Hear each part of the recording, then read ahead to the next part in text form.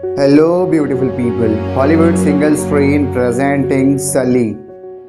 कहानी की शुरुआत में एक प्लेन को दिखाया जाता है जो कि न्यूयॉर्क से टेक ऑफ करता है। इसका जो पायलट रहता है उसका नाम रहता है सली और इसके साथ इसका को पायलट भी होता है। प्लेन के टेक ऑफ करने के 3 मिनट बाद जब प्लेन आसमान में 2800 फीट ऊंचाई पे होता है तभी एक पक्षियों का झुंड इनके प्लेन से आकर टकरा जाता है, जिस वजह से प्लेन के दोनों इंजन पूरी तरह से डैमेज हो जाते हैं। सली रेडियो से कंट्रोल रूम को ये इन्फॉर्मेशन देता है। कंट्रोल रूम कहता है कि तुम्हें वापस आना होगा, हम तुम्हारे लिए रनवे तैयार करवा रहे हैं। सली कहता है कि हम वापस नहीं आ सकते, हम हडसन नदी पर लैंड कर रहे हैं। कंट्रोल रूम से सली को बताया जाता है कि तुम्हारे लिए हम रनवे खाली करवा दिया गया है, तुम जल्दी से वापस आ जाओ। सली कहते हैं कि हम नहीं पहुंच पाएंगे, हमें हडसन ही नदी पर लैंड करना होगा जो कि एक बहुत बड़ी नदी है। आज से पहले किसी ने भी इस नदी पर लैंड नहीं किया। कंट्रोल रूम उन्हें ऑर्डर देना चाहता है कि तुम्हें वापस आना पड़ेगा, पर इनका संपर्क टूट जाता है और सली अपने को पायलट के साथ इतने बड़े प्लेन को एक तेज झटके के साथ हडसन नदी पर लैंड करवा देता है। अंदर सबके सब बहुत डर जाते हैं। इसके बाद सभी इमरजेंसी दरवाजे खोले जाते हैं और एक एक करके सबको बाहर निकाला जाता है। सब के सब पैसेंजर प्लेन के पंखुड़ियों पर खड़े हो जाते हैं। जल्दी यहाँ पर पानी के स्टीमर्स आ जाते हैं जो पैसेंजर्स को यहाँ से सुरक्षित वापस ले जाएंगे।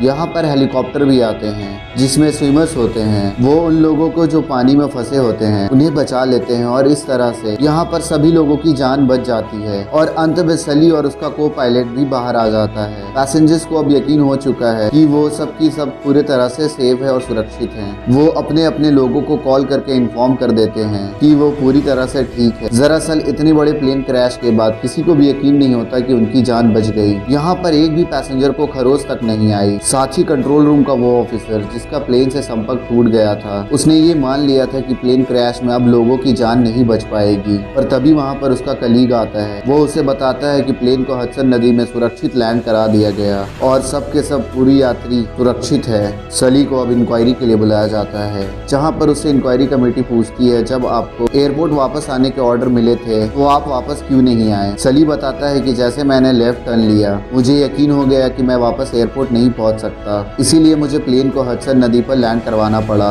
कमेटी उससे पूछती है कि आपको ये कैलकुलेशन कैसे मिला कि आप वापस नहीं पहुंच सकते। सली बताता है कि मैंने पिछले 40 सालों में हजारों बार उड़ान भरी है, मुझे अपने अनुभव से यकीन हो गया था कि मैं वापस एयरपोर्ट नहीं पहुंच सकता। कमेटी सली को बताती है कि हम इसकी कंप्यूटराइज जांच करेंगे, यानी कि वो सारी सिचुएशन जो आपको फेस करनी पड़ी थी हम उसे कंप्यूटर में फिक्स करेंगे और एक कंप्यूटराइज प्लेन चलाएंगे ताकि हम जान सके कि आपने सही फैसला लिया था या नहीं और आप वापस आ सकते थे कि नहीं।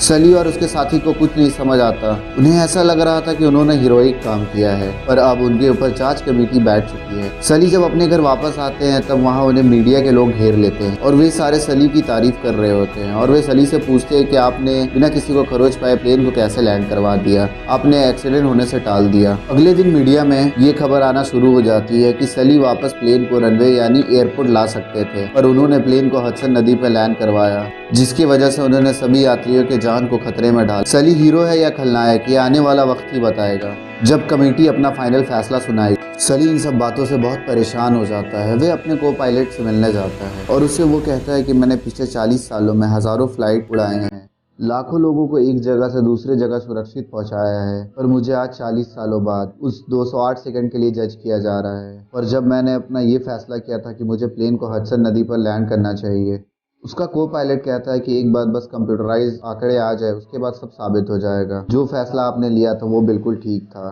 पर सली को अंदर अंदर इस बात से तकलीफ हो रही होती है कि सब उस पर शक कर रहे हैं, जिस वजह से सली को बार बार विजन्स आते हैं कि जिस प्लेन को उसने हडसन नदी पर लैंड करवाया था वो उसे शहर की तरफ ले आया है और प्लेन बिल्डिंग से टकरा कर क्रैश हो जाता है। सली पूरी तरह से अब दिमागी तौर पर अब डिस्टर्ब होना शुरू हो गया था। उसे फिर से एक बार इंक्वायरी कमेटी बुलाती है और बताती है कि पक्षियों के टकराने के बाद भी तुम्हारी प्लेन का लेफ्ट इंजन बुरी तरह से ठीक था, अगर तुम चाहते तो उसे एयरपोर्ट लेकर पहुंच सकते थे। सली कहता है कि मैं उस इंजन को देखना चाहूंगा। इंक्वायरी कमेटी कहती है कि प्लेन क्रैश के बाद वो हिस्सा पूरी तरह से डैमेज हो गया। सली कहता है कि प्लेन क्रैश नहीं हुआ था, मैंने उसे हडसन नदी पर लैंड किया था। इंक्वायरी कमेटी कहती है कि अगर हम लेफ्ट इंजन को भूल भी जाए तब भी प्लेन में इतनी पावर थी उसे रनवे यानी कि एयरपोर्ट वापस लाया जा सकता था। हमने कंप्यूटराइज टेस्ट किए हैं और जितने भी हमने टेस्ट किए हैं उन सब में यही दिखाया गया है कि प्लेन को वापस लाया जा सकता था। सली कहता है कि मैं उन सब टेस्ट को देखना चाहूंगा जो इस प्रोसेस में इस्तेमाल किए गए हैं।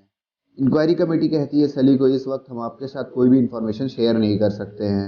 एक बार पूरी तरह से टेस्ट कंप्लीट हो जाए इसके बाद हम सभी आपको इन्फॉर्मेशन देंगे। दरअसल सबका मानना यह होता है कि सली ने गलती की, उसे वापस एयरपोर्ट रनवे पे वापस आ जाना चाहिए था। और अगर ये साबित हो गया कि सली ने गलती की तो उसका एक पायलट के तौर पर करियर ख़त्म हो जाएगा। सली उसे बताता है कि जब तक इंक्वायरी पूरी नहीं हो जाती उसे रिटायरमेंट दे दी गई है, उसे किसी तरह की कोई पेंशन नहीं मिलेगी। इस बात से सली की पत्नी परेशान हो जाती है और वो अपने पति से कहती है कि मीडिया में तुम चारों तरफ हीरो हो, सब तुम्हारी तारीफ कर रहे हैं और इंक्वायरी कमेटी को ये बात माननी पड़ेगी।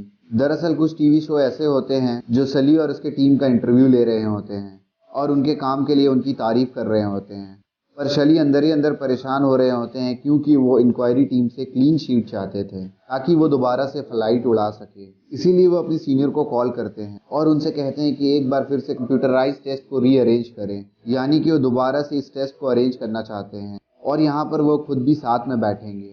उनके इस रिक्वेस्ट को एक्सेप्ट कर लिया जाता है और अब वो सभी कम्युनिटी मेंबर के सामने जाते हैं जहाँ पर 2 स्क्रीन्स होती हैं। इन स्क्रीन्स में उस जगह का नज़ारा दिखाया जाएगा जहाँ पर 2 कंप्यूटराइज मशीन हैं और इन मशीन्स के अंदर पायलट्स बैठे हुए हैं जिनके सामने वही परिस्थितियाँ रखी जाएंगी जो सली और उसके को पायलट के सामने थी। सबसे पहले एक प्लेन को कंप्यूटराइज टेस्ट किया जाता है और वो सुरक्षित उसी जगह से जिस जगह पक्षी टकराए थे एयरपोर्ट वापस आकर रनवे पे लैंडिंग कर जाती है। इसके बाद दूसरे पायलट्स को भी इसी तरह की सिचुएशन दी जाती है और वो भी सुरक्षित तरीके से रनवे पर लैंड कर जाते हैं। यानी कि सबका मानना यही था कि सली से गलती हुई थी, उसे हडसन नदी पर लैंड नहीं करना था।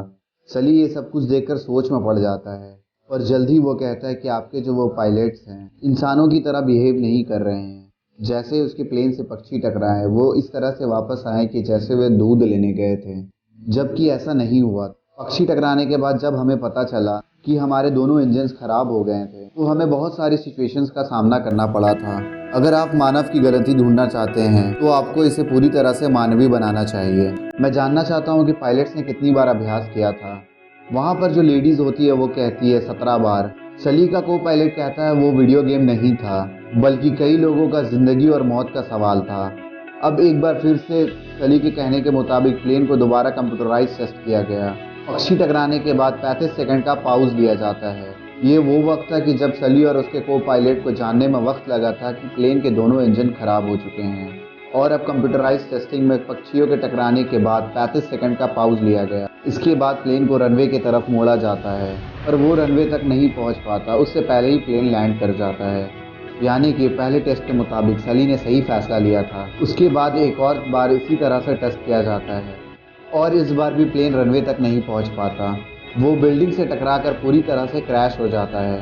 यानी कि सली ने अगर वो फैसला नहीं लिया होता, उसने हडसन नदी पर प्लेन को लैंड नहीं कराया होता तो प्लेन में बैठे 155 यात्रियों की मृत्यु हो जाती। यहाँ पर इन्हें प्लेन का लेफ्ट इंजन भी मिल जाता है जिसके बारे में इंक्वायरी कमेटी का ये मानना था कि वो पूरी क्रैश में डैमेज हो चुकी है, पर जांच के बाद पर यह पता चला कि वह पूरी तरह से क्षतिग्रस्त था। यानी कि सली और उसके को पायलट ने सही इंफॉर्मेशन दी कि प्लेन के दोनों इंजन पूरी तरह से खराब हो गए हैं। यानी कि सली का फैसला बिल्कुल सही था। इंक्वायरी कमेटी को ये बात समझ में आ चुकी है, इसीलिए वो सली को कहते हैं जो तुमने किया वो बिल्कुल सही किया, अगर तुम ना होते तो इतनी लोगों की जान नहीं बच पाती।